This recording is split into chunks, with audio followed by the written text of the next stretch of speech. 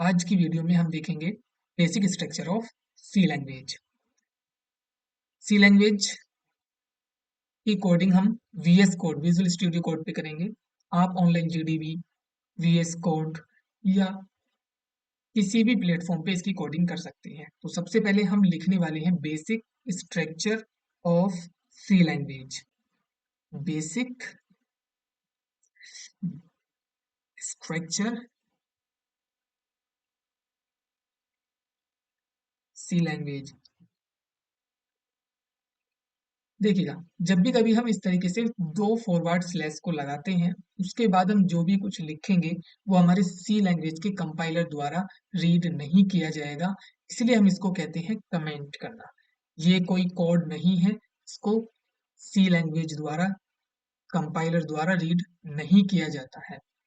तो इसकी जो कोडिंग होगी वो जस्ट ये जो हमने लाइन लिखी है इस लाइन के बाद लिखी जाएगी। लेकिन इसका अर्थ ये नहीं है कि ये लाइन हमारे लिखे जाने वाले कोड के शुरू में ही आता है। इसको हम जो सी लैंग्वेज का कोड होगा कहीं भी लिख सकते हैं। सी लैंग्वेज का कोड की जो बेसिक स्ट्रक्चर है उसमें सबसे पहले हम लिखते हैं हैज इंक्लूड stdio.h। stdio.h, यहाँ पर ये stdio.h, सबसे पहले हम बात करते हैं stdio.h, तो यहाँ n नहीं आएगा। देखिएगा, वीएस कोड में एक खास बात है, जैसे ही आप इसमें कोई गलती करते हो तो वो हाईलाइट हो जाती है, और यदि हम उसको सुधार लेते हैं तो वो छिप जाती है। ठीक है, हमने सबसे पहले यहाँ पे हम सबसे पहले इसकी बात करेंगे। ये क्या है? stdio.h। देखिएगा, सी लैंग्वेज में बहुत सारी हेडर फाइल्स होती हैं, और वे हेडर फाइल्स बहुत सारी लाइब्रेरीज को स्टोर रखती हैं। एक प्रकार से हेडर फाइल क्या है? एक लाइब्रेरी है, और इन लाइब्रेरीज में बहुत सारे फंक्शंस होते हैं। तो यहाँ पर हमने stdio.h का मतलब होता है std, standard input output functions, और .h इसका एक एक्सटेंशन है। ठीक है, और अभी ये ठीक नहीं है, अब जाके ये ठीक हुआ है। .h यहाँ पर क्या है? एक्सटेंशन है, और ये stdio.h standard input output function. इसको लिखने के बाद से ही हम आउटपुट को अपनी स्क्रीन पे शो कर पाएंगे। ठीक है, तो इसको हम क्या करते हैं? इंक्लूड करते हैं अपने प्रोग्राम के अंदर। इस हेडर फाइल को हमने अपने प्रोग्राम के अंदर इंक्लूड करना है, जिसके लिए हमने यूज किया हैज इंक्लूड। ठीक है, और हेडर फाइल का नाम क्या है? stdio.h। हेडर फाइल को हमेशा राइट एंगुलर ब्रैकेट और लेफ्ट एंगुलर ब्रैकेट के बीच में ही लिखा जाता है। सी का कोई भी प्रोग्राम लिखने के लिए, सी का कोई भी प्रोग्राम हमेशा और हमेशा एक मेन फंक्शन से स्टार्ट होता है। सी लैंग्वेज के अंदर तो हम एक मेन फंक्शन लिखते हैं।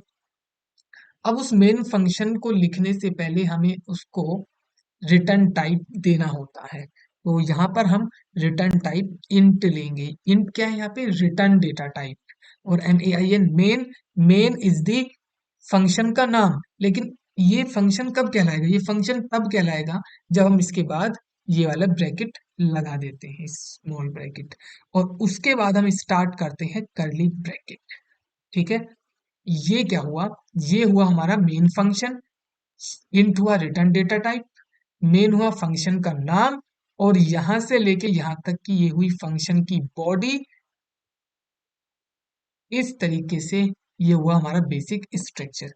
ये है हमारी फंक्शन की body, body of function, body of function, और उसके बाद यहां पर हम लिखते हैं रिटर्न 0। रिटर्न 0 का मतलब क्या है?